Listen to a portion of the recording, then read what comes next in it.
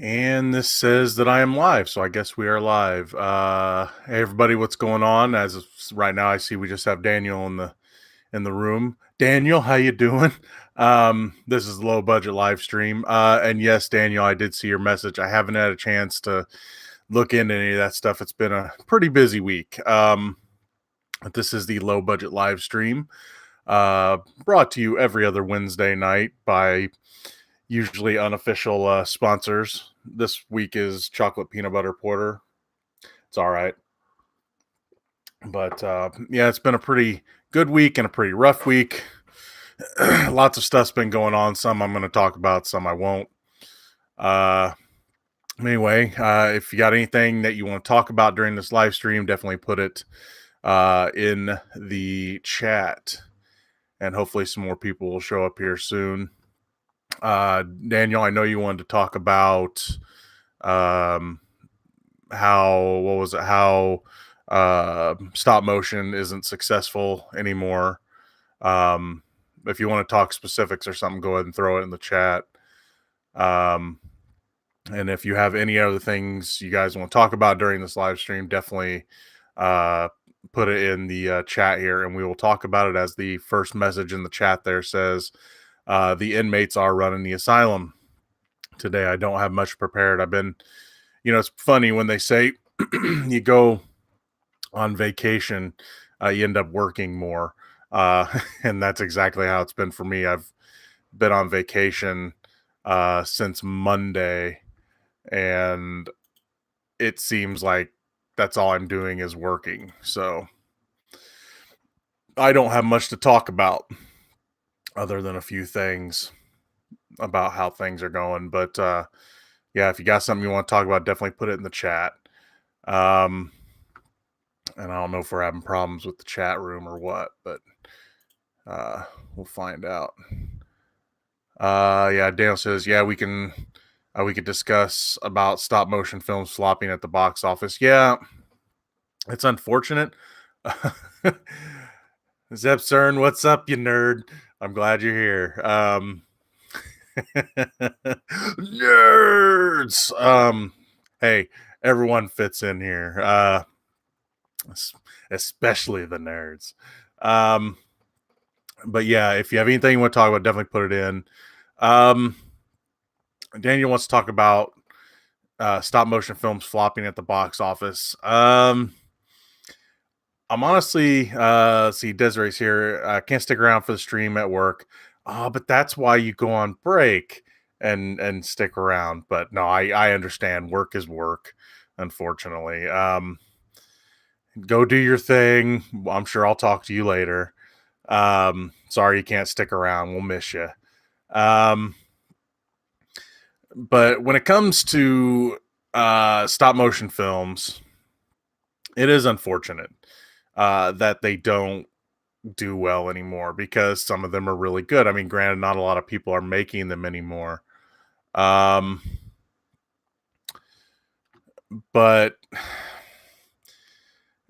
I don't know. It's just we're in this time where computers are easier, and that's the biggest issue right there, if you ask me. I mean, Leica is probably the most successful. At least they have the better films.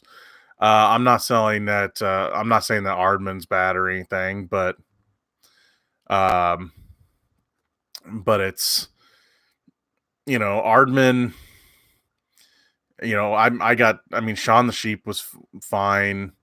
I think that's what it was called, and Wallace and Gromit's fine, but them movies didn't really do a lot for me. I love Kubo and the Two Strings. I thought Box Trolls was great. I enjoyed Missing Link for what it was. It's unfortunate because the art style is cool, and I think that the work that goes into it doesn't justify the cost. I think is why they're kind of dying, and that's really unfortunate because they're really cool. And I can see Daniel can't stick around very. I was going to go see Booksmart. You'll have to let me know how it was. But I just can't. Yeah, I can see there's been good ones, and that's just it. There has been good stop motion movies. There's been a lot of great stop motion movies, and stop motion's been used in um, stop motion's been used, in movies and everything else. So I mean, it's had its place in the history, and I don't want to see it go, at least as a whole show format. But unfortunately, again, I think the costs. Hollywood's like, well, computers are cheaper, and sometimes they say they look better. I don't know if I agree with that all the time, but yeah, stop motion. It seems like a dying art form. Uh, I don't think it'll totally go away. I don't think Leica and Aardman are going anywhere. Um, I don't see them doing as many movies going to the theater coming soon, but maybe every other year now or something like that. I can't remember when Kubo came out. What was it, last year? Or year before last? So I don't know. I think they'll stop doing them as much, which is unfortunate because given the right story and a cool art style, they're really neat. Um, let's see. Paul says, "What will become of the MCU after Endgame?" I can't tell you. I just can't tell you. I don't know much, but I know a little bit after seeing Endgame, and and I don't want to spoil it for anyone that hasn't seen it. Uh, I said in my review that um, I can tell you this: there, at least in the screening I saw, there was no Fox stuff. No X-Men, no Deadpool, no Fantastic Four, Doctor Doom. There was none of that. That being said, there was no end credit scene. Um, I have a feeling they're going to add an end credit scene um, to the theatrical release. They might, I don't know. Um, if they don't, it doesn't need it. But if they do, I think I know what it's going to be. I had my Fox theory of what it was going to be, and then I had my theory after seeing the movie what it was going to be. Um, and I again, I'm not going to say it because I want people to see it because the movie is so good. And my review was so difficult. It was one of the most difficult reviews I'd ever done because I mean, yes, I was trying to dodge the rabid mouse that is Disney from suing me and me losing my privileges to go see these advanced screenings. And of course, we got a Star Wars movie this year, and I don't want to lose that. I already took vacation. So yeah, I want. But that being said, all legal stuff aside, there's some movies I don't mind spoiling for people, and those are usually bad ones. Really good movies like Endgame. Uh, the minor flaws I had I couldn't talk about because they were big time. They would have been big time plot spoilers, and I just can't. I couldn't do it. I could not. I'll eventually probably do a spoiler discussion, um, but that's probably going to be maybe next week or maybe even the weekend when a lot of people have had a chance to see it.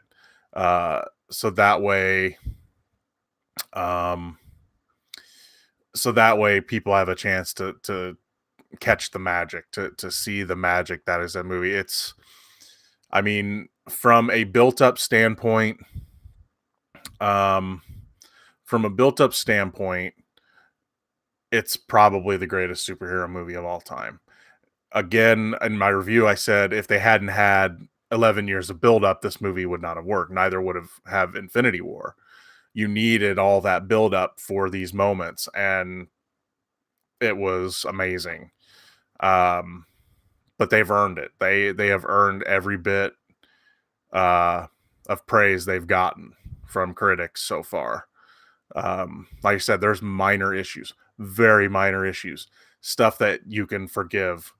Um, because again, I can't really discuss it. Unfortunately, I'm sorry. I just for your sake, and again, because I don't want to be tracked down by. Heck, Disney employs Deadpool now, so I might. And I said that in my review. I know it's a joke I used in my review, but um, it. I'm not going to ruin it for you. I can't. I can't do it. Um, Let's see. Daniel says, I won't stick around in the next hour. I read that. Sorry. Chicken Run was very good. Yeah, Chicken Run was another good stop motion. I mean, there's been really good ones, and that's unfortunate. It really is unfortunate that, again, it has to be a cost measure. That's the only thing I can see, because the stories have been there, especially like Kubo was one of the best stories from that year. And I loved it. I love that movie. And I could have seen it as I could have seen that as in an anime. I could have seen that as a computer generated movie, but they did stop motion and it was fantastic. Um, let's see. Substance says after Endgame, Peter comes back, but is depressed, homeless. Beer gut Parker from Spider Verse, and the audience cheers. No, but that would be funny. But yeah, I'm looking forward to the next Spider Verse. I will say that. I mean, I can't say I'm looking forward to any other Marvel quote unquote non Spideyverse stuff that Sony is doing, except for anything Spider Verse. They need to. They just need to quit the live action superhero stuff. Look, they had Spider Man 2. Those movies are good. I mean, they don't age too well, but they're good. Spider Man 3, we all know where that went. Amazing Spider Man 1 and 2, yeah. Venom, yeah. And I understand that people got some enjoyment out of Venom. I was really let down. And then Spider Verse came out, and I was worried after seeing Venom. But then it ended up at the end of Venom, they showed whatever 10 15 minutes of Spider Verse, and I'm like, this is the best part of Venom.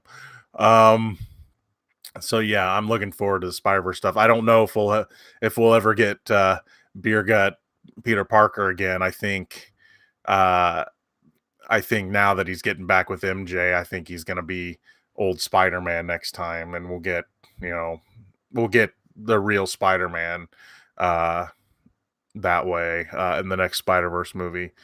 Along with Spider-Man 2099, voiced by Oscar Isaac, which I thought was kind of cool.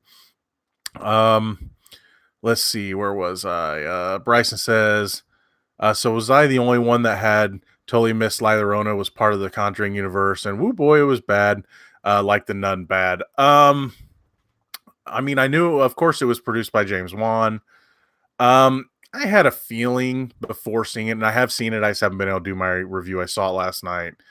I came back from St. Louis, having watched Endgame, and then I went to the theater to see La Llorona. And yeah, I thought when I first saw the poster and everything, I just saw the Conjuring logo, and I didn't read the line it's saying from the producers of the Conjuring universe. And I thought it was saying it's in the Conjuring universe. So really that wouldn't have surprised me.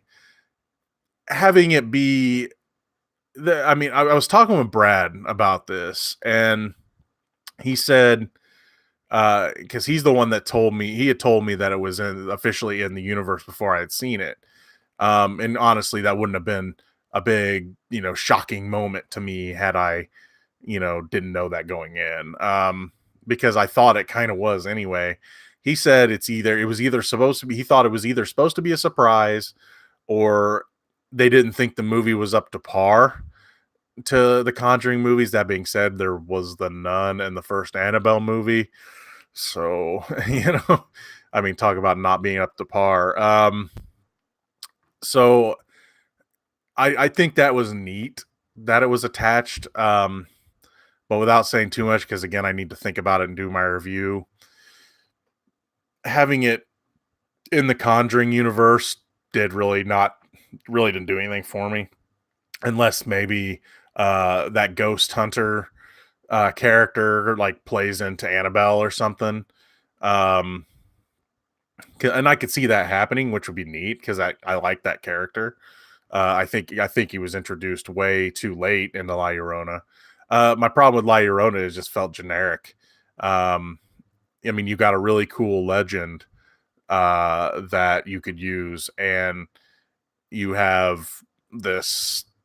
It's just the typical, it felt like a Conjuring movie, without the Warrens. in the movie even kind of discussed, well, normally they would bring in someone like the Warrens, but we can't get them. It's going to take weeks. So here's this guy, and it worked fine. Um, but it. I didn't. I didn't think the movie was awful per se, but I didn't. I wouldn't say I liked it. I like a lot.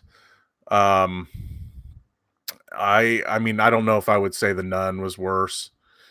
Um, I would say The Nun was worse, but that's just my opinion. And I can understand if you're putting it on the same boat as The Nun. Um, I mean, both movies, I like the look of both movies, just the stories. I just felt that La Llorona was just too generic, and they had something that they could use and tell a really cool story, and they didn't. Um, let's see what's next. Bill says, I can't believe the MCU is all Mark Ruffalo's dream, followed by a 3-hour dance party. Yep, the whole movie's dance party. You got me. I admitted it. The whole thing's just a dance party. It was all a dream, and that's it. Yep. Sorry, I spoiled it for everybody. Daniel says, Missing Link did bad at the box office, so bad that even a One Direction fanfic movie did better than that. Yeah, Missing Link was fine. I thought it was fine. I didn't love it. It was fine. I mean, a lot of movies, especially in the last few weeks that come out, they're just trying to survive before Endgame decimates them all. So, I mean, there's really, I'm not really surprised it didn't do well though. I mean, just the story was okay. I don't know. I don't know why that one didn't do so hot for me. Maybe just I know the humor was a little off, especially Zach Galifianakis, who I like. Um, his humor as Susan just didn't do it for me. Um, and I like the characters fine. I like the weird animation fine. I would love to see Leica. I know they're trying to do family friendly stuff, and I get that. I would love to see Leica do, especially after Kubo. I would like to see Leica do something rated R. Um, I think they could create some real nightmare fuel, and I think that it would be amazing. I mean, they would just be weird and scary, and then just give them some kind of scary story, and I think it would be cool, and I'd love to see it. I don't think they'll ever do it, but it would be neat. Um, let's see. Daniel says, your thoughts on La Llorona is none of our business. Waka waka. Um, Bill says, in Venom 2, I'm looking forward to Woody Harrelson in a carrot top wig affecting a bad Southern accent having a scenery chewing contest with Tom Hardy. I hope there's more scenes in a lobster tank. Me too. Yeah, Venom and Carnage go out to dinner. Sponsored by Red Lobster. Yeah, that whole thing. The coolest idea I had in my head about Venom is when they were saying they got Woody Harrelson, and everyone's like, "Oh, I hope he's Carnage," and he is, of course, or he's going to be. And then you see it, and you're just like, really?" I just sat through this, and then we get this. It made Venom worse. I don't know how it could, but it did. Um, but it did, and I saw that, and then thankfully they did show that that Spider-Verse teaser, because man, it just, at least that made up for what I sat through in Venom. Then I got to see A Star Is Born after that. So right after that. So I mean, it wasn't a terrible night, but yeah, at least I ended the night on the better movie. Um, let's see. Dan says, which 4 movies would you rank best to worst? Lego Movie 2, How to Train Your Dragon, The Hidden World, Wonder Park, Missing Link. I would probably for best to worst, I would say it was probably, I'd probably say How to Train Your Dragon, Missing Link, Lego, Wonder Park is probably the order I go there from best to worst. You know, How to Train Your Dragon, I was annoyed by some characters, but I liked the animation and the story. Um, Missing Link, I enjoyed enough. Lego was the music really bothered me, but then Wonder Park was just hard to watch. Paul says, since Venom and now Morbius, Living Vampire have movies, wish they give Black Cat a movie. They were supposed to. Um, they were supposed to. And guys, let me know if I'm having trouble with the stream.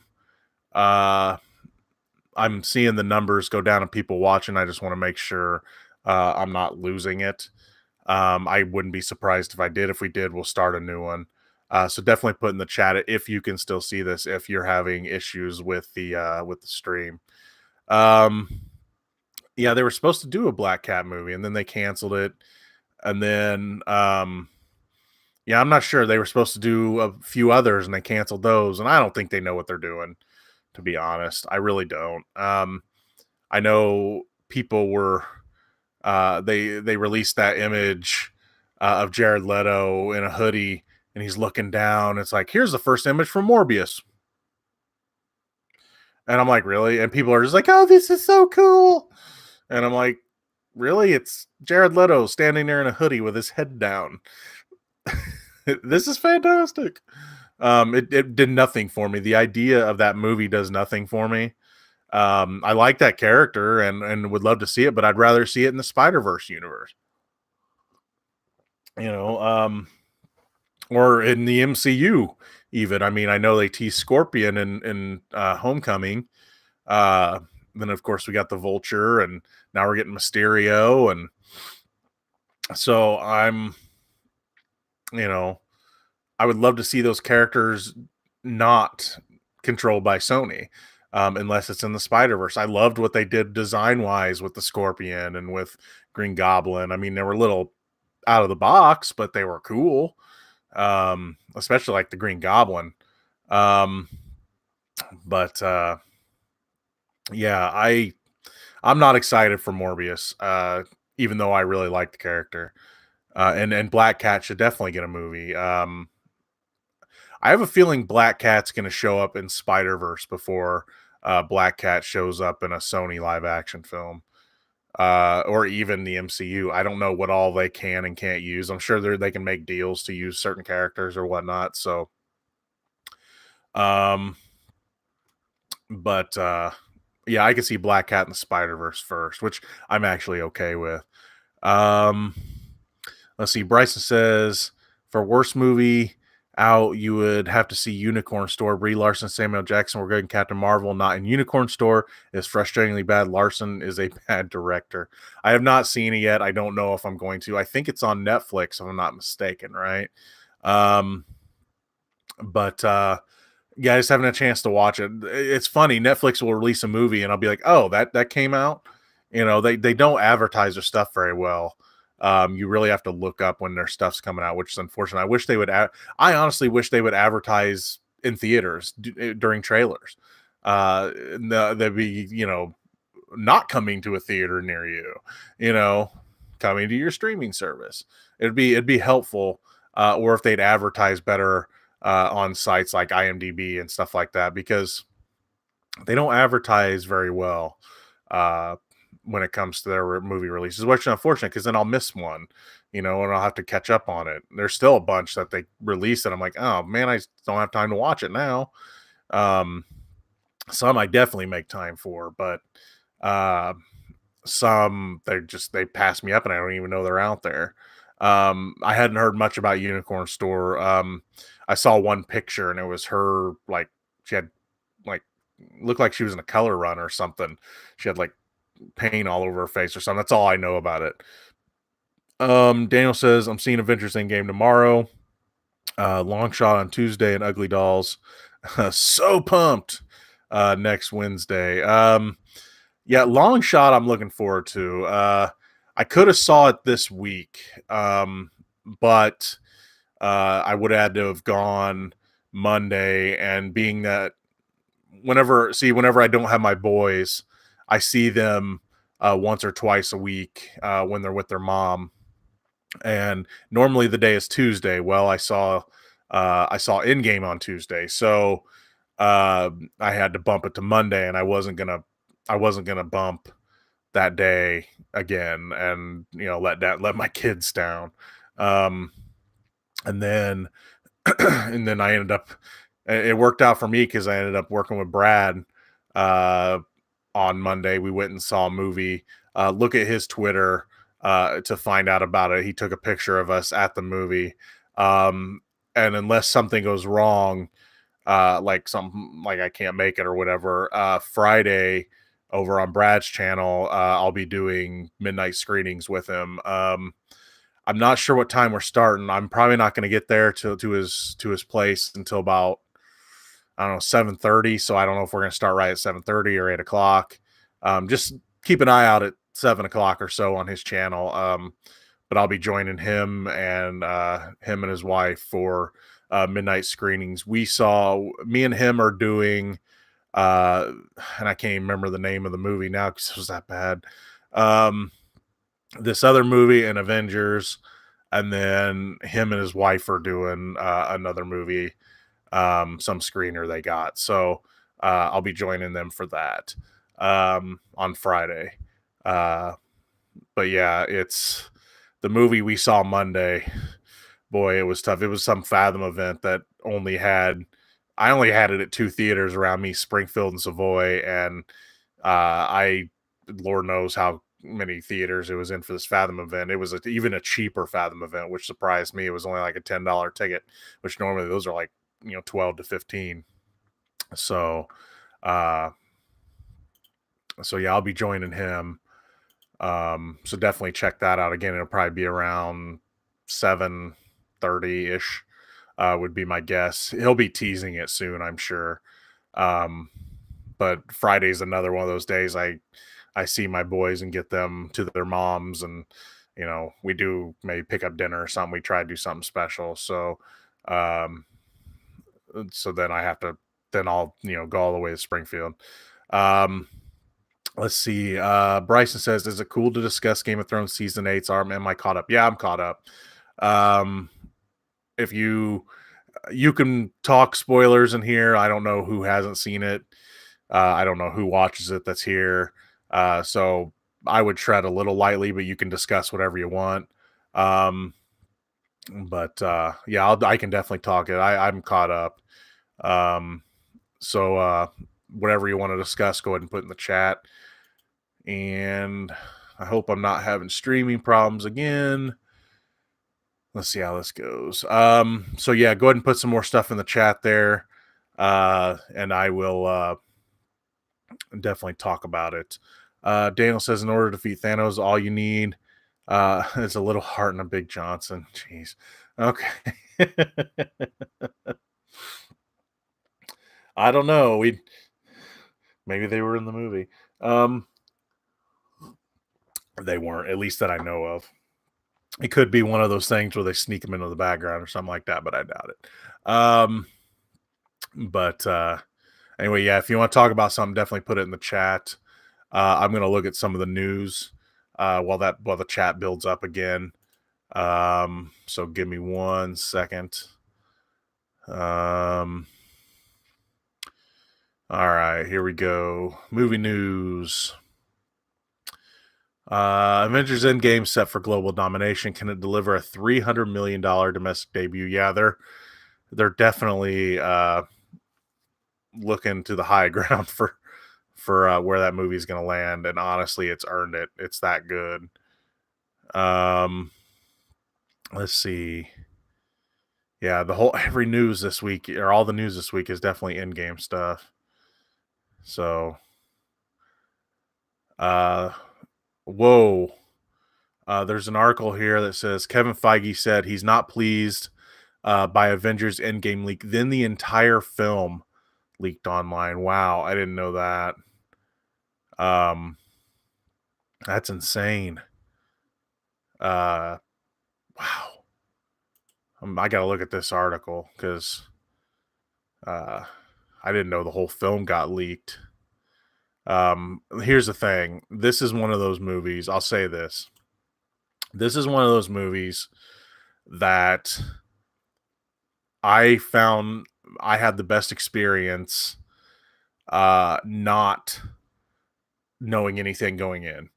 Um, I I saw like 2 seconds of the trailer, and that was in a theater before I walked out of the room. I saw some toys, which it showed uh, the characters in spacesuits. And I'm like, well, I kind of figured that was a thing anyway. Uh, and then I saw some pictures and I saw like Hawkeye's haircut and things like that. I saw very minimal things going into Avengers Endgame, and I not knowing anything, what little I did in this day and age, of course, is a miracle. Not having seen what I, have being able to avoid what I avoided. Um, but that being said, having done that, it made for the best experience. I don't know if I could do that again for a movie. I try to do it for Star Wars films. I did watch the first teaser trailer for Star Wars. I always have to have a little taste of Star Wars, just one look, and then I try to avoid everything. It's hard, but for Endgame, I tried to avoid everything I could, and it made it totally worth it because not knowing anything going in, and even that, I went back and watched the trailers and things like that, and I went back and watched the trailer, and I'm like, okay, they didn't give away really anything. And then because a lot of what they show in the trailer is in the first of the movie, like the first, I don't know, I'll say half hour maybe. I didn't really time it, but they don't show you. In fact, it's probably not even the first half hour, maybe in the first 15, 20 minutes. They show you nothing. Um, and even when they do show you stuff that might come from later in the film, you have no idea what you were in for. Um, it's watch my review. It explains it better, and I don't know if I don't want to mess anything up and accidentally give away something. Um, but watch my review. It's spoiler free. I duck and dodge and twist and turn around everything I can in that review. Um, Definitely check it out because it explains it better than I could right now. But Avengers Endgame, if it's leaked online, don't watch it online. Support it. Uh, Support it in the theaters because trust me, you're going to want to see it big. Um, and also because if you support it in the theaters, I have a feeling that this movie could take down Avatar in the worldwide box office. Well, man, I've wanted to see that for years. Um, so this movie has the momentum. It's actually, I always tease that even if Endgame was good, even if Endgame was just good, it could beat Avatar at the worldwide box office. But Endgame is great. It's a great superhero film. It's a great film. Um, and I want to see it. I want to see it decimate Avatar, even though, Disney owns that now too. But it's the, it's, it's the, it's, I just want to see that movie go down. I gotta see that movie go down. Um, but I mean, I would love for Endgame, as much as it's earned it in the 11 years that it took to build up for it, it deserves that spot. Avatar does not deserve that spot. Avatar has that spot money wise because you couldn't find a 2D screening of it anywhere. And people were like, "Ooh, this is so amazing." We're being told, and yes, it looked amazing. I will give it that. It looked amazing. Looked amazing. Well, Endgame looks amazing too, and it's awesome versus Avatar, which was not, in my opinion. Let's see, where was I? Daniel says you should do a real rant on Ugly Dolls. I have to see Ugly Dolls first. Ugly Dolls looks like the next Trolls, where they're using a movie to sell a soundtrack. Um, Bryson says, I feel like the first two episodes, talking about Game of Thrones, I feel like the first two episodes somewhat fallen flat. We only needed one episode for the Battle of Winterfell. Episode 1 and 2 really felt the same. Also, Arya's sex made me feel uncomfortable. I enjoyed the first two episodes. I'm gonna disagree with you a little bit. I get where you're coming from.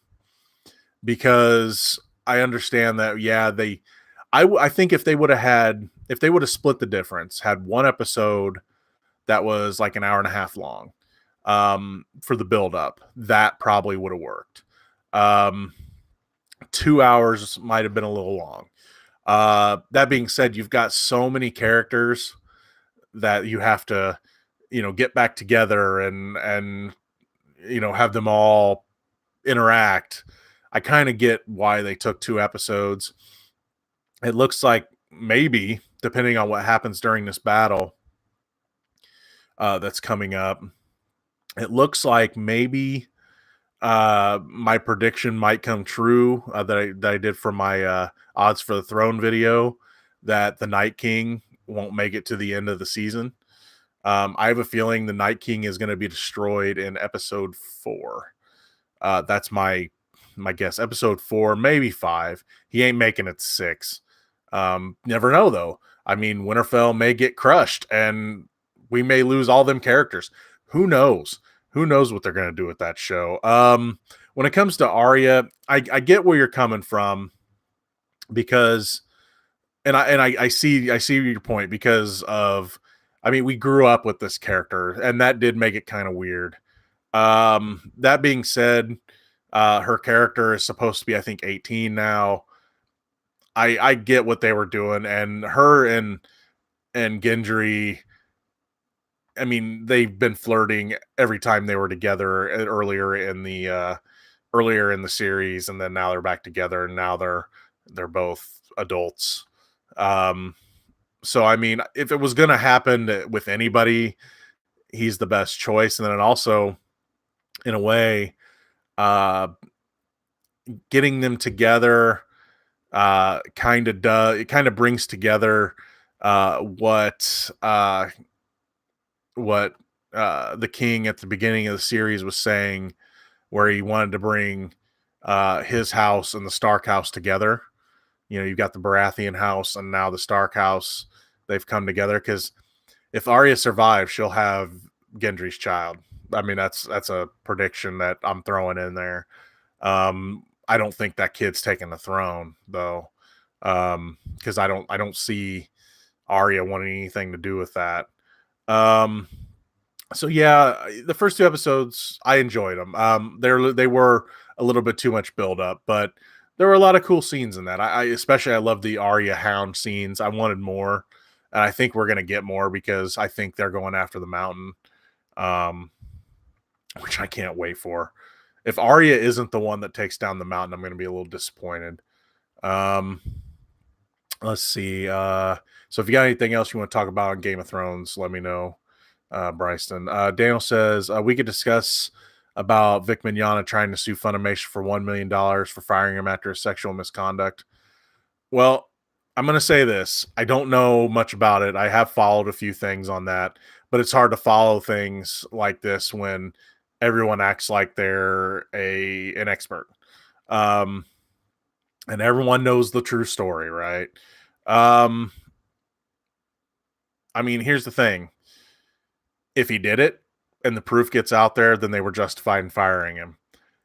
They said they did an investigation, but they haven't released any details on said investigation.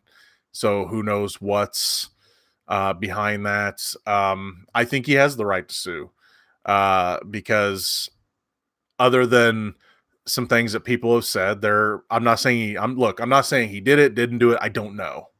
I just don't know. I don't have a definitive opinion on it. I've said before, I've met him. I was getting an autograph for a buddy of mine, because I've still never seen any of the Broly stuff from Dragon Ball. I've seen Dragon Ball Z and GT. That's all I've watched. I watched a little bit of Dragon Ball, the original, too. So I wasn't familiar with his work, and I don't watch a ton of anime. So But I met him and he was really nice to me. And I've met Monica Rial and she was really nice to me. So it's like I can't form an opinion. I haven't seen anything. Um, but I think he does have the right to sue, because if there's going to be a definitive answer to this, it needs to go to court. The court of public opinion is not court. Um, I mean, if the evidence were out there, and look, I know people are saying it happened and it may have happened. I get that. I'm listening. I will listen. I'm not saying I'm not taking a side, because I will listen to both sides, but I'm not going to make a decision on anything. You can throw like the Bill Cosby stuff into this too, because I mean, he went to court, they found him guilty, the court said he was guilty. I have to go with that. If evidence comes out later says he's innocent, well, you know, but it's just, if there's no other evidence but definitive, that's not definitive, it's hard for me to make a decision. I can't, you know, I can't support or damn somebody without definitive evidence. And people, I'm not saying the people involved are lying. I'm not, but people do lie. You know, they lie for vindictive reasons sometimes. I don't know. There's so many people saying, well, he said this, he didn't say this, she said this, she didn't say this. This happened, this didn't happen. I don't know. Um, but it's I can't make a decision on that. Do I think he has the right to sue? Yeah, he does, because he was fired because they said they had a quote unquote investigation, but no details of said investigation have come out. So of course he has the right to sue. Whether or not he wins, I don't know. I mean, I think it needs to go to court. It needs to, this court of public opinion on Twitter and on YouTube. Um, it just doesn't work. I mean, you can make your own opinion, and I'm cool with that. If you can make a decision on what you've heard, that I respect your opinion. It doesn't mean I can agree with it. But I just think that things need to go to court. That's the law of the land. It needs to go to court, unless there's such. See you later, Daniel. I saw you said you had to go. But if there's definitive evidence, that's one thing, but there's nothing definitive here other than what people have said. There's conflicting stories. There's, just so many different sides to this. You have a group of people saying, I mean, again, it's similar to the Bill Cosby thing. You have a group of people saying one thing against another person, and this other person has not really had a chance to defend himself. He needs to be able to defend himself in a court of law. So that's my opinion on it. Again, I'm not saying I believe or don't believe anybody in whatever way. It'd be easy. It'd be nice if everything were that easy. If you could just say, well, this person said it happened, and so it happened. I mean, there could be, and then of course you got people on the side that supports Vic that are finding every little nugget of dirt they can find on everyone that's accusing him, and I it's just gotten too ugly. The court of public opinion is in this day and age is ugly, and I hate seeing that. But that's when you give everyone a voice with Twitter and YouTube and whatever, Instagram, whatever else, it's going to get ugly. And this one's gotten ugly, really fast. Some cons are supporting Vic, some aren't. And those that support him, the other cast members and everything, apparently, and other voice actors stuff aren't supporting them. And it's just ugly, and it's unfortunate. My hope is that the truth gets out there. That's all I can say. If the truth gets out there, I'm willing to listen to the truth. But I'm not going to follow all the drama, every video that everyone makes, and every Twitter post that everyone posts. I just can't do it. I've got my own problems. But It'd be nice if it were that easy. It would, but it's just for me, it's not that easy because again, I don't know these people. I've met them, but I don't know them. And I would love to say, well, I know this person and yeah, they're a scumbag, or I know this person and no, that's BS. They're whoever's talking about him is lying. You just don't know people. People can have lots of dark secrets, or they may have none. We don't know, but everyone acts like they do know, and it's unfortunate. So yeah, I can't really discuss. But your question was, or you'd want to discuss the $1 million lawsuit he's bringing up. He has every right to have that lawsuit, but then the people that have accused him have the right to go after him. And I'm willing to bet there's going to be countersuits and it's going to get even uglier than it is now, which is hard to imagine. Let's see. Bill says Doc Ock is said by co-director to be the main villain of the Spider-Verse franchise. Olivia Octavius. Hey, that's cool with me. I like that character. I wasn't too surprised by that twist of the character, but I love the design and I love Catherine Hahn. So I'm cool with that. If especially, the Kingpin's kind of out of the picture now. I could see the Kingpin coming back later if they keep making these movies. But yeah, if Doc Ock's the villain, I'm cool with that. As long as you're bringing in other villains too, because I liked seeing Scorpion and I like seeing the Green Goblin and others. I think they definitely need to keep more villains coming in. If Doc Ock's the main villain, I'm cool with that. You can't in a movie like that, you can't just, especially when you're getting groups of heroes together, you got to have people to fight. Um, I am looking forward to the next one, whenever that may be. Let's see. Bryce says, so King Ghidorah is definitely in Godzilla 2, but is 13 going to be in it too much?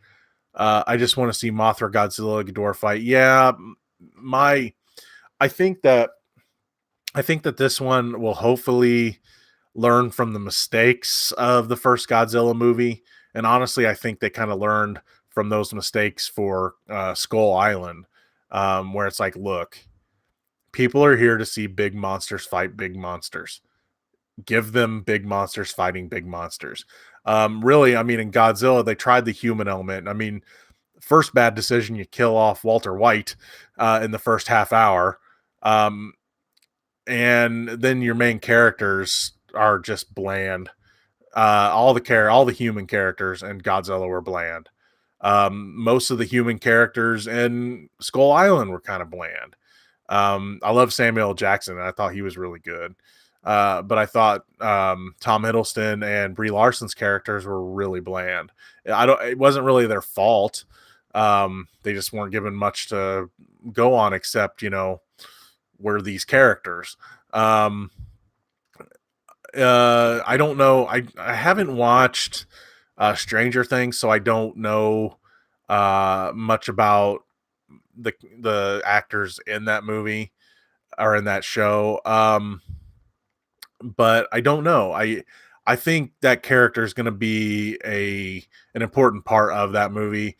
I'm really hoping that they're not showing us most of the monster stuff in the trailers. I want to see. Look, if you have a big monster movie, I want to see towns decimated. I want to see. I want to see just this utter destruction in this Godzilla movie. If they don't give that to us, it's gonna be a long movie. Let's see. Bill says, Far From Home Lego set seemingly confirmed. Two of the elementals are indeed Hydra Man and Molten Man. Yeah, I heard. You've seen a little bit on the trailer of those two characters, and they might be those characters. I have a feeling, though. My hunch about those two villains is that they're illusions. I think they're gonna go with the Mysterio pretending to be a hero thing, the storyline where he's trying to pretend to be the good guy. And I think they're illusions. That's just my hunch. They're not going to be in any other scene but that one time to introduce Mysterio. That's my hunch. I could be wrong, of course. But Uh, I think that, um, yeah, I think that's what they're doing with that character. But yeah, I'm not surprised that's Hydra Man and Molten Man. Bryson says, I do think she is supposed to be 18, but who knows? Oh, talking about Game of Thrones again. Uh, D&D have done a horrible job keeping up with the timeline. Gilly and Sam's kid has been a baby for 3 years. With that, Arya is like 15 at most. Yeah, they finally showed Gilly and Sam's kid, and he's a toddler now. That was a weird change. Yeah, the timeline hasn't been the greatest. The management of time on that show. Um, One thing that, in a way, it doesn't bother me because I buy into it. But I mean, yeah, we got to see the faceless men training for Arya, but we didn't get to see her hardly train with that sword. And all of a sudden, she's supposed to be a master with this sword. So I don't know. I buy into it because I like the character, but I get what you're saying. Yeah, the horrible job keeping up timeline of a lot of things in that show have been weird. I'm enjoying the ride though. Um, Bill says early reactions to the Pikachu are positive. I'm glad. It would have to be. It'd be a late night, but I may go see that one early. I know when it's going to be early for me now, and I may have to go see that one. I'm too curious about that one. I'm looking forward to it though. I'm glad to hear that the early reactions are positive though. Bryson says, I also predict Danny will go full on Heirs 2. John will have to kill her.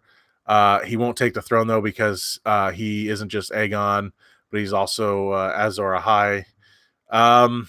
See, I think that Prince with the Promise stuff is nothing but BS. I don't know. Not all prophecies have to come true, and I think that I don't know. I have this feeling that it's BS. I could be wrong, of course. They could just totally have the prophecy come true. But um so I don't know. But I could see him having to kill her. If you watched my odds for the throne video, which by the way, if you've seen that video, let me know what you thought of it. I'm really curious to know. I enjoyed doing that video a lot. Boy, was it hard to do because, man, my machine was like, I don't know if I want to render that. But in my video, I predicted how I think Danny's going to die, and it was by a wild card character. Because what I did in that video, those of you that haven't seen it, they released 20 posters with characters sitting on the throne, and I went with the odds of who I think from 20 to 1, who I think just out of those characters who would get the throne. That's if anyone gets the throne. But I did predict Danny was going to die. But my prediction was a little different, but I could see that being the case too, that John would have to take her out. My original idea was that Jamie would have to take her out. But that didn't make the video because I had different plans for him. But anyway, but I could see your thing coming true too. I mean, that show, it's going to have some twists and turns that we didn't see coming though. People can theorize all they want and it's fun, but I could see it going, I mean, just things going out the window. You know, you want certain characters to kill certain characters and certain characters to get together and all this stuff. But man, they're going to pull some twists and turns we don't see coming. Let's see. Rob's joined us from Smirking Guns. How you doing, buddy? Hey everyone, what I just walk in on? Well, the greatest live stream ever. No, I'm kidding. Yeah, I think at the time we were talking, I don't have a timestamp on there. Walking in on all sorts of stuff. I thought I was having issues with the stream, but it seems to be working okay now.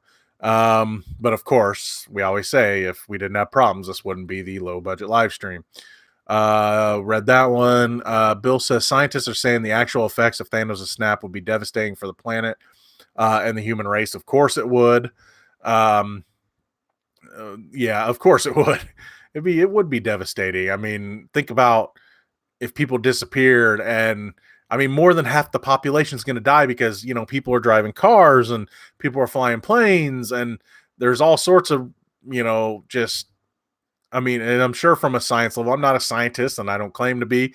Uh, I could see that there being just all sorts of sciencey stuff that would be issues too. So, of course, it would be insane. Because according to the Russo brothers, apparently animals and plants and everything else were supposed to be wiped out. Half of that stuff's supposed to be wiped out too. Um, let's see. Let's see, where was I? Okay. Oh, Bryson was answering, talking about we were talking about Vic Mignogna at the time when you walked in there, Rob. Um, Paul says, want to see the Chameleon and Rhino in the next Spider-Man movie. If you're talking Spider-Verse, yes, that's what I want to see. We've seen the Rhino in a Spider-Man movie. Granted, that movie just wasn't good anyway. I love those characters too. I'm a big Spider-Man guy, so I love the whole Rogues Gallery. I'd love to see an interpretation of the hunt, and stuff like that. Just all the different cool Spider-Man stories. The Craven, was it the Last Hunt and stuff like that, I think is what it was called. Um, Bill says Kevin Feige said the Deadpool film franchise won't change direction. That's good. I don't think it should. I don't want to see. Look, I know people love Deadpool and would love to see a Deadpool like Spider-Man team up and stuff. It'd be cool. What would be really cool is if they're gonna bring in Deadpool, don't bring it into the live action thing. Bring it into the Spider-Verse. Let's do that with Deadpool. And yeah, you can still have Ryan Reynolds do it, and he can make jokes about, hey, making jokes about the live action movie and stuff. There's all sorts of great humor there. But one of the best episodes of Ultimate Spider-Man, the cartoon, was the Deadpool episode. And yes, it was a PG-13 Deadpool. And that character can work. I just don't want to see R-rated Wade Wilson show up in the MCU. And yes, it could be funny, but I think it would be distracting. So I think Deadpool should definitely stay its own thing. I think it's better that way. Once it shows up, oh my God, how much have I missed? By the time me reading this message, 57 minutes worth. Don't worry, we've talked about a lot. Lot of stuff on this stream. Let's see. Bill says George Lucas said at Star Wars Celebration 2019 that Jar Jar Binks is his favorite Star Wars character. He's trolling. I mean, yes, he might be, but he's trolling. He's got to be trolling.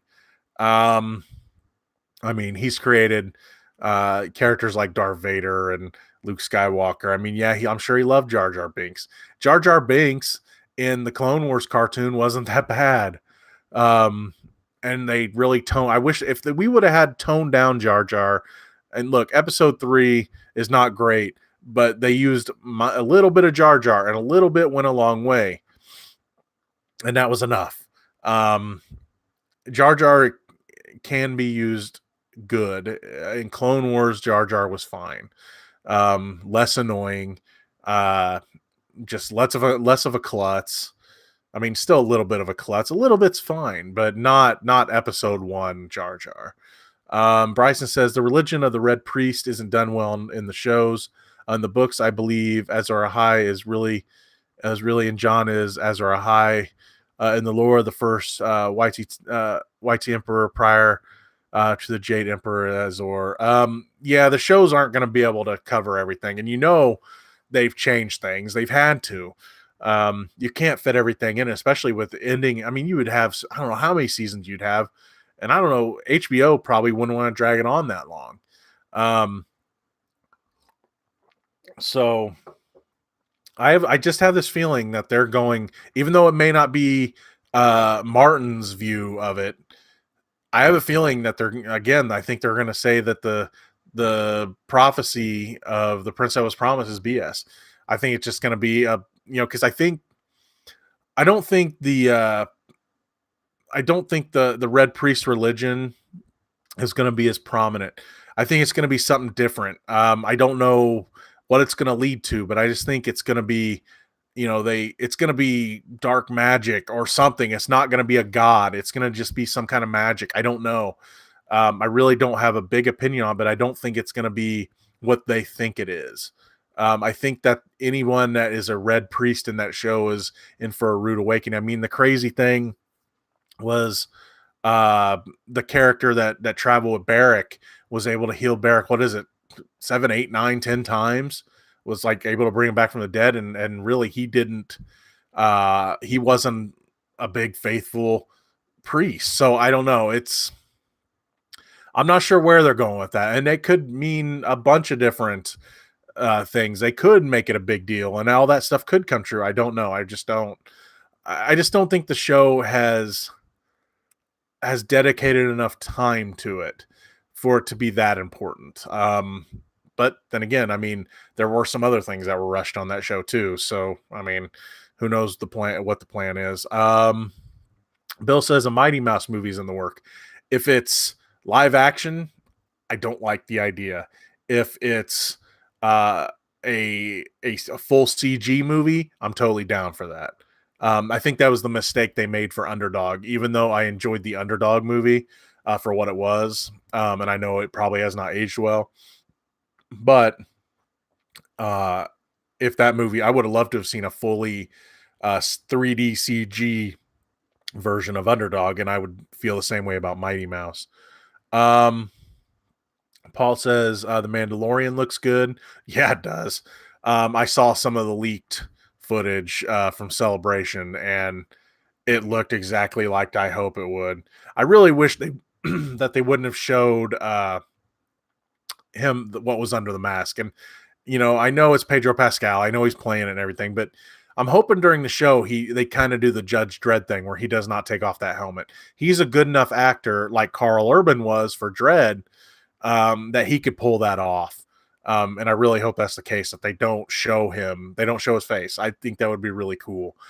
It would add to the mystery of the character. I would have loved if they were going to reveal his face. Don't tell us who's playing the character until the show comes out. But they didn't do that. But I'm cool with that too. And if they do show him, that's fine. I mean, I like Pedro Pascal, but I would love to see a mysterious character like that.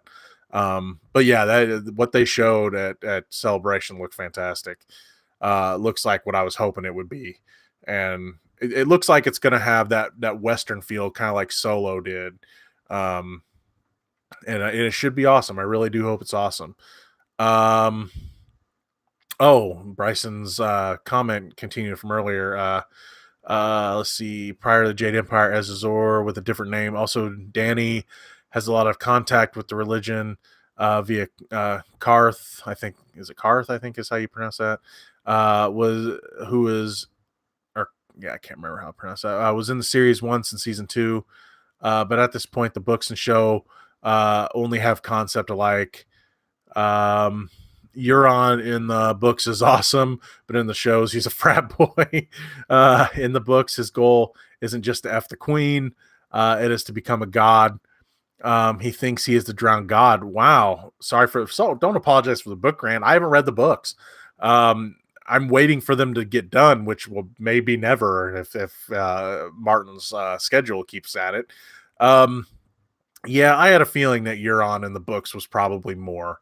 That being said, I do enjoy his character in the show because he's just one of those bad guys that you want to see die and die horribly. Like that show is definitely good at creating. So he's definitely one of those you want to see bad things happen to. Excuse me.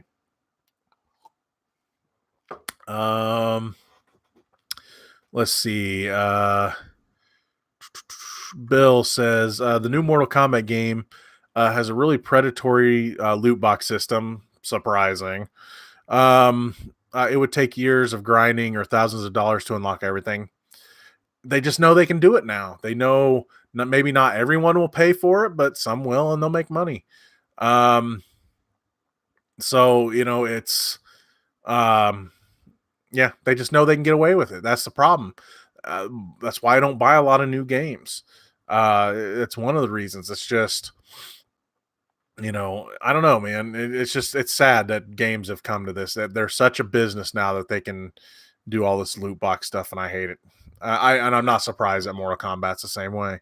Bryce, we read that. Bill says the meme of Ant-Man beating Thanos by going in his butt now has its own song by Bone Cage. I have not seen that, but I've heard of some images of Ant-Man saying, "I'll take care of this," and yeah, I don't know.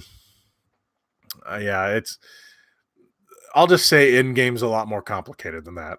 Um, oh, hey, Scott's joining us. How you doing, Scott? Scott come to RaiderCon a couple weekends ago. And I was happy to see him there. He come to visit, and it was really cool of him. So thank you so much for coming. Scott says, I missed the first hour. Sorry, I was outback grilling steaks. I will not blame you for that because I could use a steak right now. Scott says, how did the first Comic-Con go? Did it spur you to do more in the future? It was fun. I had a good time. You could definitely tell it was a first Comic-Con. And it was a small Comic-Con that was just for um this, raising money for this superhero club for the school. But yeah, I would consider doing more again. I'd really have to think hard about what ones I did because uh I would definitely be losing money doing cons from hotel and food and the table and everything else. But I mean, if it led to people subscribing to the channel, stuff like that. I mean, it would be fun just to meet people. That would be the main goal, is just to meet people. Um, and like, when you came, it was so cool that you came to see me. It was kind of neat. Um, I just, I love talking to you guys on the stream and on my channel and everything, but I'm a person to person guy. I love meeting people. Um, so it's just, it was a cool experience. I mean, I don't know if I gained any subscribers that day, because the subscriber count fluctuates and stuff like that. But I had a good time, and uh, the it was what it was. I want to see him try it again. Um, I know some of the shopkeepers that were there weren't too happy, and it's like, well, it's a small town con. What do you expect? Can't expect big sales. So, but I had a good time there. And I'd definitely do it again. Um, I'm I don't know if he's doing it. If Brad does Madison's Comic Con, I've taken some vacation. If he does it, I'm probably gonna go and at least do a day or two with him. I don't wouldn't be able to do the whole weekend. Um, but it was fun though. I had a good time, and I would definitely like to do another con again. Could I do it on my own? I don't know, but could I go and hang out with like Brad at his table or something like that and help him out, and then also be there for me? Yeah, I could see myself doing that. Um, let's see. Paul says, "What'd you think about the Will Smith Gemini Man movie?" I have not had a chance to watch that trailer yet. I'm checking it out later. It's been a weird day. I'll just say that I don't really want to talk about it. It's just been a weird day. But so I haven't gotten a lot done. I after I got my review done for Endgame, the day turned weird. So I'll just leave it at that. I will be checking it out later. So sorry, I haven't had a chance to see it yet. Scott says thanks for autograph. Oh, no problem, man. I was surprised I signed the few I did. I had some prints made of my new avatar and had them to sign. I was like, well, if I sign one, I'll be happy. And I think I signed 3, maybe 4. I don't remember. But it was fun. It was cool. Let's see. Bryce says, back to Game of Thrones. Barrick has been raised 13 times. David Benoff and DB Weiss, I think, want to get started on Confederate and are just done with Game of Thrones. HBO wanted 10 seasons. George R. R. Martin wanted 12. I feel the writing quality down degraded. Yeah, I can see that too. Things the last season and this season have felt a bit rushed. I would have liked to have seen that go at least 10 seasons. Um, and really, my dream for Game of Thrones was the finale to be a 3-hour movie that they release in theaters, but that's obviously not going to happen. And that's unfortunate. I just I just hope that show ends well. I don't want to have wasted all this time for invested in that show for it to end badly. I mean, things can end bad for the characters and everything as long as it's good. That's what I hope. That's all I can really hope for, I guess. Yeah, I know I saw a byline somewhere where Martin said he wished the show wasn't ending so soon. And I have a feeling that I know they're doing that, whatever prequel, whatever you want to call it, that comes thousands of years ahead of Game of Thrones. I know they're doing that show. I've got a feeling this isn't the last we're going to see of some of these characters. I have a feeling they're going to do uh, either a movie that happens after on HBO, or they're going to do another series, or at least a mini series or something that happens to what happened to the characters after, kind of thing. I don't think it's the last we're going to see of these characters, but I don't know. Scott said first Connie ever went to, thought the kiddos did a nice job. Yeah, it went well. Like I said, I think the people that were selling stuff weren't too happy. I mean, they were making a lot of deals with each other. Um, but not, and they were just like, I don't know why we came here. That was unfortunate. That they felt that way, but I could see the shops not having a lot of success. It was cool. They had an artist there. Um, so, if people wanted to have stuff drawn and stuff, that's cool. And the guy's art was neat. It's the setup. I would have done the setup a little differently, but it's not my con. So, I mean, it was fine for a small gym. Uh, it would have been nice to have some curtains and stuff to maybe hang some stuff on. My buddy Aaron, who had the LARPing table, he had a big stand up flag of his logo and everything. I'm like, geez, where'd you get that? And he's like, Vistaprint. So I was like, man, I need to check out Vistaprint. But it was a fun experience though, and for what it was, and for small as it was, and all that, I thought he did a great job too. So it's definitely a big undertaking um, to do something like that. I mean, I thought he did a good job. Um, Bryson says, here's a crazy fan theory that I actually like. The Night King isn't at Winterfell after all. We haven't seen him. The attack on Winterfell is actually a white faint, and King's Landing is a target. I can see that too. That would be interesting if the Night King went after King's Landing. I don't know if the show's gonna try something like that. I mean, we haven't seen the dragon since it destroyed the wall. Be kind of hard to hide the dragon, but I mean, granted, it could fly, like it could fly around and uh hit it from the side or anything like that. I mean, there's all sorts of things that they could do when you've got a villain that can fly. So the crazy thing about King's Landing being the target, though, it's just I don't know if King's Landing is his ultimate target. I could see the Night King flanking uh, the Winterfell group, or I could see him just going to the south and coming and just start hitting them from the south, like the whole continent from the south. I mean, there's all sorts of things. I mean, yeah, we have not seen him yet. Yeah, he's got a plan, or B, I could see HBO just trying to save money on dragon effects. So, I mean, it could be either one, I guess. I think though, if see with the three-eyed raven being a target, that's what makes me think he's still there somewhere, and then maybe he's got a plan to get him. Um, so I can see that. I still think the three-eyed raven's the target. I Unless, I mean, because I would think Bran would be able to see that he's coming. I don't know. I guess we'll find out on Sunday. That's an interesting thought though, that he's gonna hit the castle. That would be crazy. And then they would control. Ooh, then they could control take control of the Golden Army and have the Golden Army. That's insane. That's an insane thought too.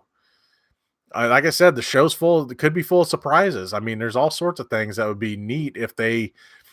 What I'm hoping for is that the show does things that we don't see coming. I mean, it's cool to again have predictions and thoughts of what might happen, but when you have these different ideas that you didn't see coming, I mean, think about that. Yeah, the Night King takes over King's Landing, has the Golden Army, gets the Iron Fleet.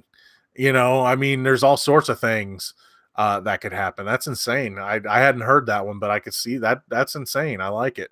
Bill says the Burton and Schumacher Batman films are returning to theaters for DC's 80th anniversary. Oh boy. I see people going to see the first two out of love and seeing the second two out of just so they can go laugh. I mean, you got to admit the Schumacher ones have their silliness to them. Yes, they're bad movies, but they have their silliness to them. That are at least somewhat uh that are at least somewhat admirable for how bad they are. But I don't know. Bryson says Winterfell will fall. That is why they allowed Yar to go to the Iron Islands. The few survivors will have to retreat there. They very well could. I don't think. I mean, I predicted about half the people, at least from the posters, would survive in my video. And then I talked about some other characters as well. But I don't know. A lot of people are going to die in that show. There's going to be a lot of heartbreak in that show. There's going to be characters you think would probably survive that won't.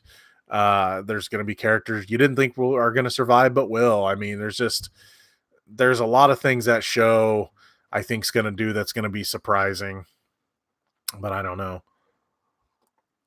I do hope they surprise us with some stuff. And yeah, Yara going back to take the Iron Islands is, it's a nice place they can back up to. I mean, they could be living on the sea for an episode. Who knows? I don't think things at Winterfell are going to go the way they think they are. They may win though. I don't know, because I see that.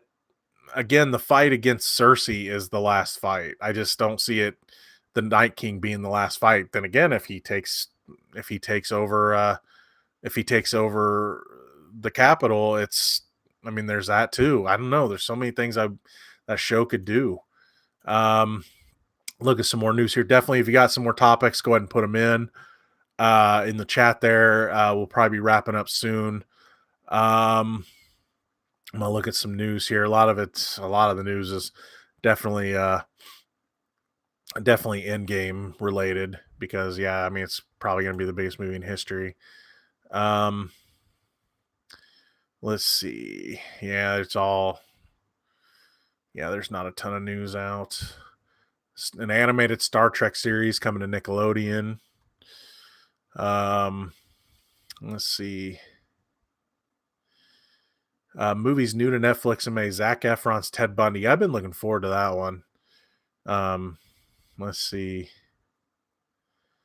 WandaVision. That's the show about Wanda and Vision. Will have a 1950s aesthetic. Interesting. There's not a whole lot of news out today. Let's see. Go back to this.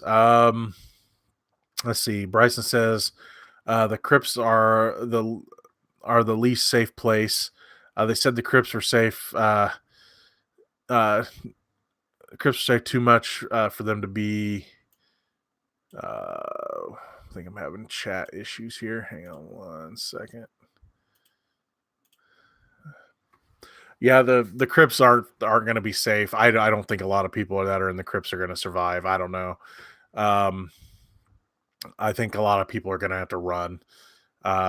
It's going to be ugly. I mean, that's just it. I mean, this is probably going to be one of the most expensive episodes they've had. I imagine a lot of dead people killing a lot of people and turning them into more dead people. I have a feeling in this next episode, we're going to see, I think we're going to see the return of characters like Hodor in the next episode. Whether I have a feeling he's going to be a White Walker, or he might not be. I have not seen a body. I don't know. I know Hodor, the way he went out was heroic, even though he kind of didn't have a choice. But I don't know. I could see him making it back, which would be insane.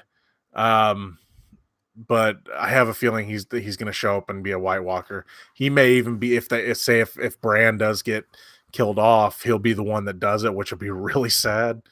Um, but I don't know. I don't know. I know we're gonna see some more. I think we're gonna see some characters we know next week as White Walkers, and it's gonna be crazy. Um, Bill says Ultron returning would make a good villain for Scarlet Witch and the Vision. He's strongly connected to both of them. Yeah, I could definitely see that. They definitely have to get James Spader on board. Um, I I've always had hopes for Ultron coming back because that's just the character that Ultron is. He always has a backup plan. Yeah, they said they totally destroyed him in Age of Ultron, but that's just not what that character is.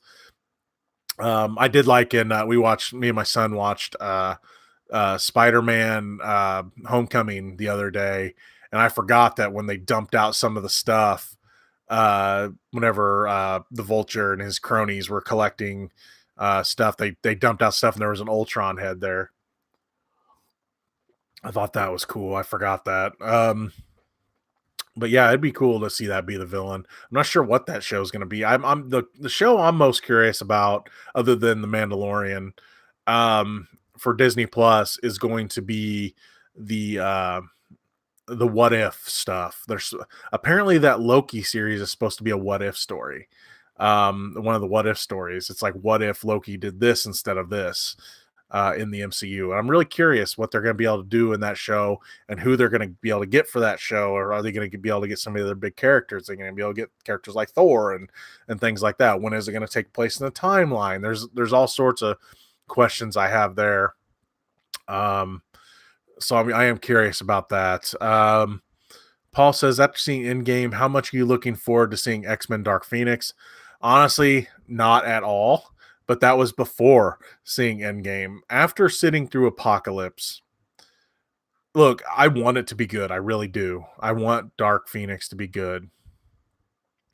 But being that it's been pushed back, what, once or twice, and then that New Mutants has been pushed back 2-3 times, I don't have a lot of faith, and it sucks. I hate not being able to like these because I know not everyone liked First Class. I liked First Class. I like Days of Future Past a lot, but then Apocalypse was just awful, and it was sad to me because those are great characters getting wasted, and a lot of good actors getting wasted, and just this one. I want it to be good. I hope it's good, but I don't have any faith that I'm going to enjoy it. I hope I'm wrong. I really do.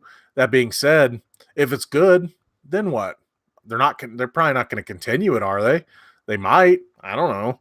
I'm not sure what Disney's plan is for the X-Men. So, but am I excited? Am I looking forward to it? No, not at all. Um, let's see. Bryson says, I don't have Hulu. Have you seen The Act? I seem to see the trailer for it at least once a week, even though it came out in March. The Gypsy Blanchard story is messed up. Yeah, I don't have Hulu. I don't have a ton of streaming service. I have Netflix, and I bought Amazon for a year because I wanted to watch The Tick and Jack Ryan, and also that's how I got my early Aquaman tickets.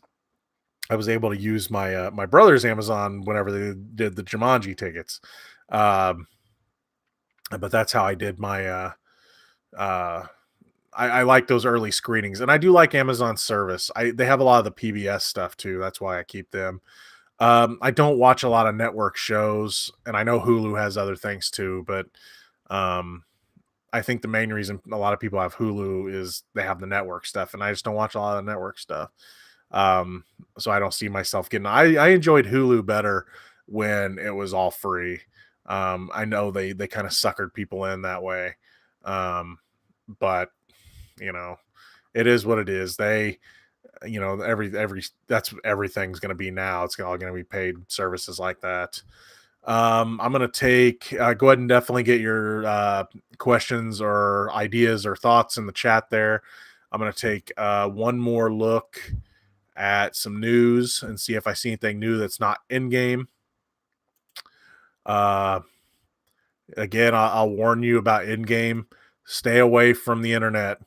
Uh, I I didn't see a whole lot of I don't want you to play. Don't play. There we go. Okay. I hate autoplay, by the way. There's so much stuff out there about Endgame, and trust me, you want to stay away from it, because the less you know, the better.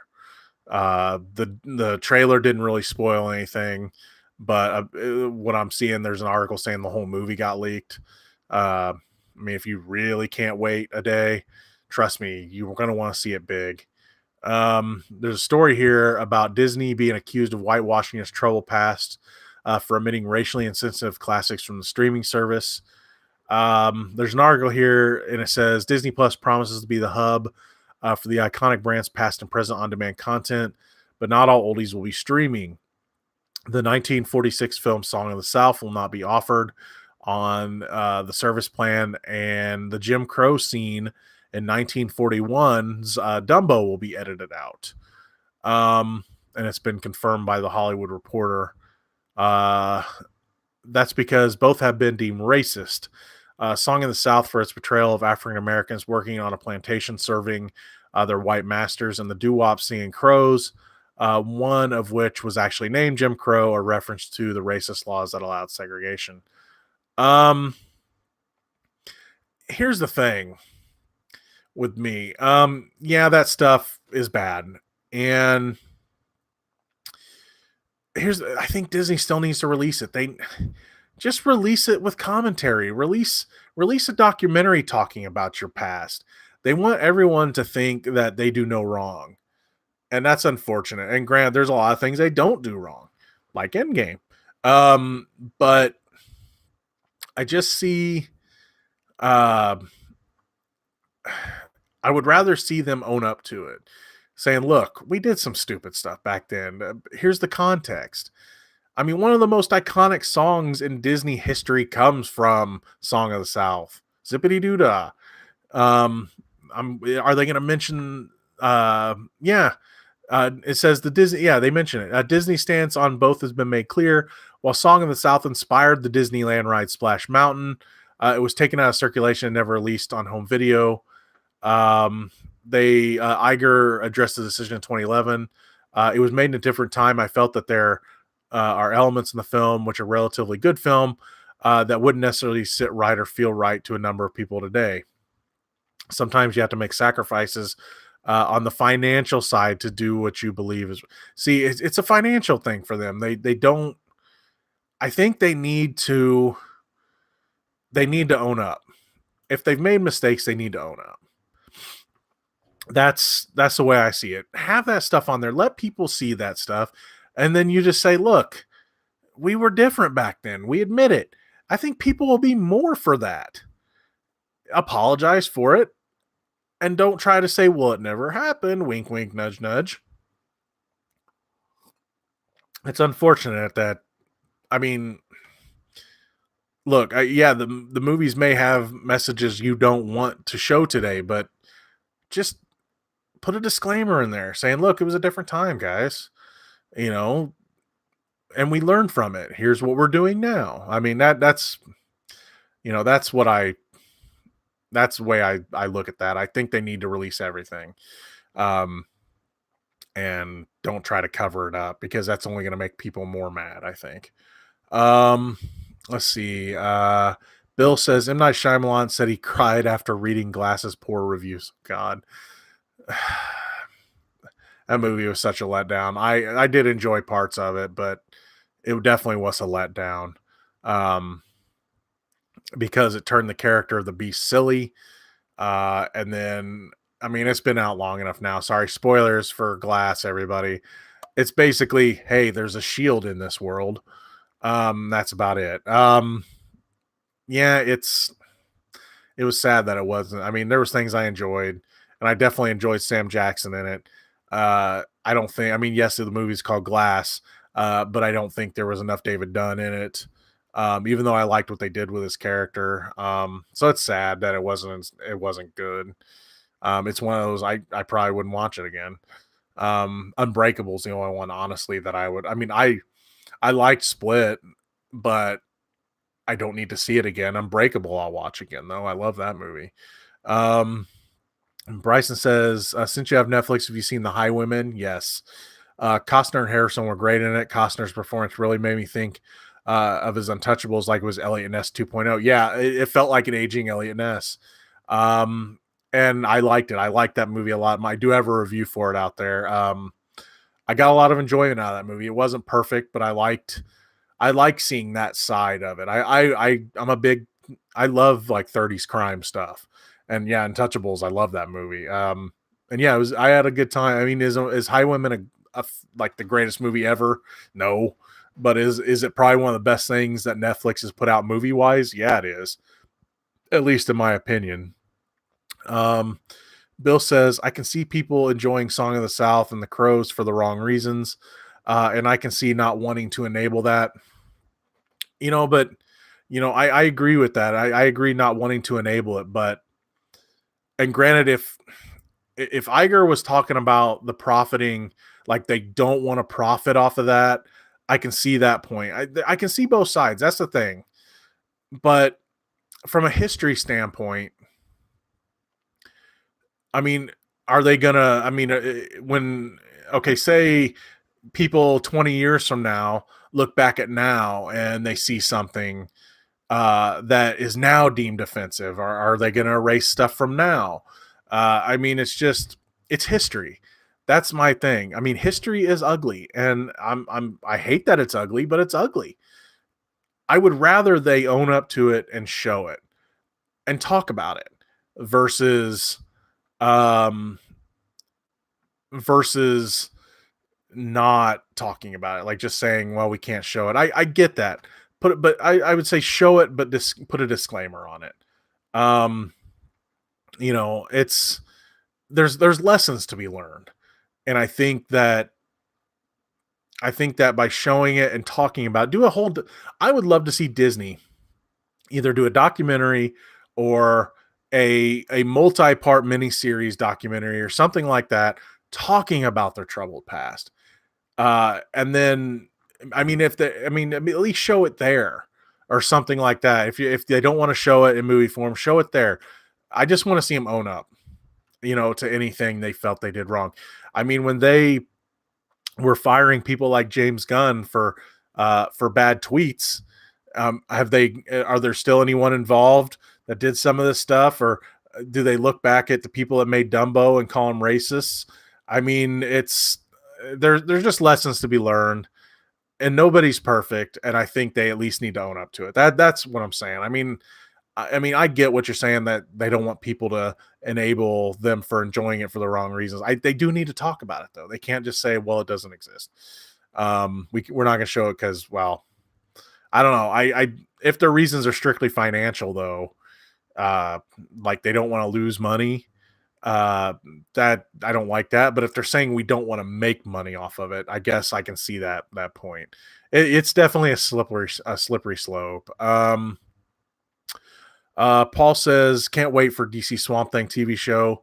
I'm hoping to get the DC Universe service soon, because I want to see Titans and I want to see the Harley Quinn show, and I definitely want to see Young Justice. I would probably watch Swamp Thing and the other things.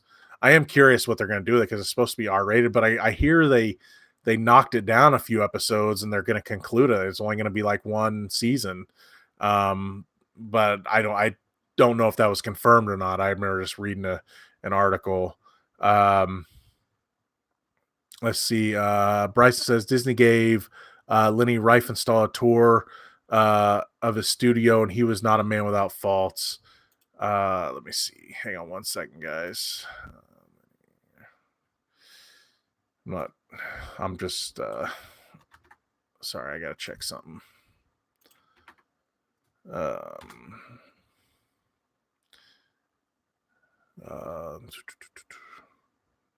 Okay. Yeah, Disney, sorry, I had to check some. Disney needs to that's just it. Disney, they have an ugly past. Heck, I mean, even the accusations of Walt Disney himself, not liking the Jewish faith. I mean, that's the whole. I mean, Walt Disney's the whole basis of your company, and I would love to see them talk about that. I mean, but they just want to keep the magic. That's I think my biggest issue is they look, you can have the magic, but you gotta talk about things.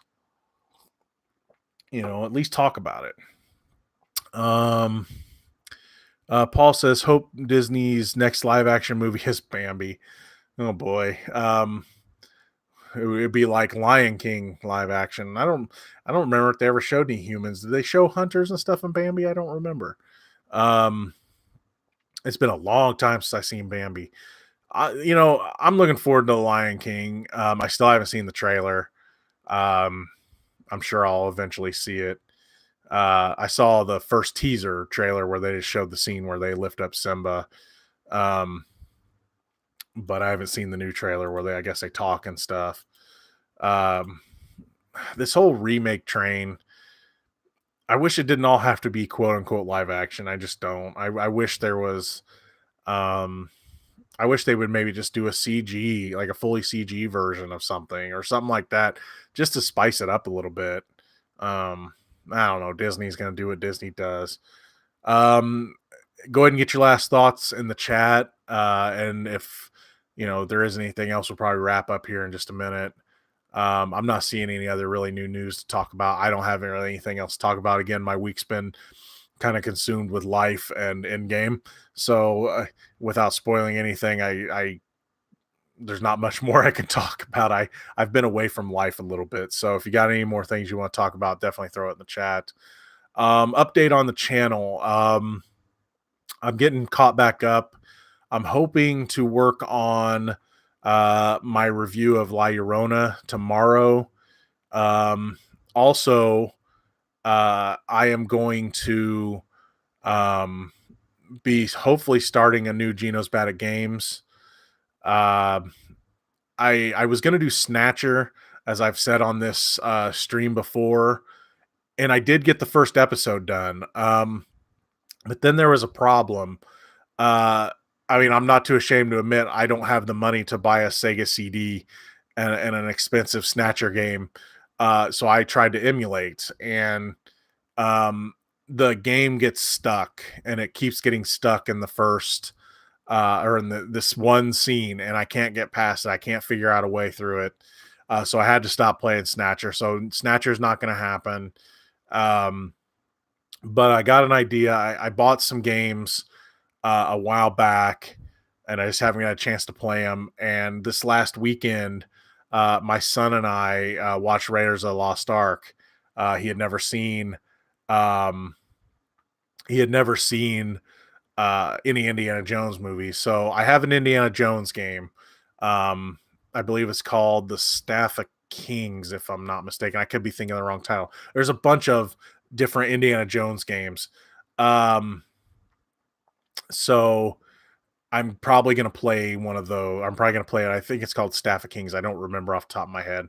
But I have one, and it's a 3D Indiana Jones game. It looked like a lot of fun. I bought it for dirt cheap on Good Old Games. So I'll probably be playing that. I just don't know when I'm going to get to start.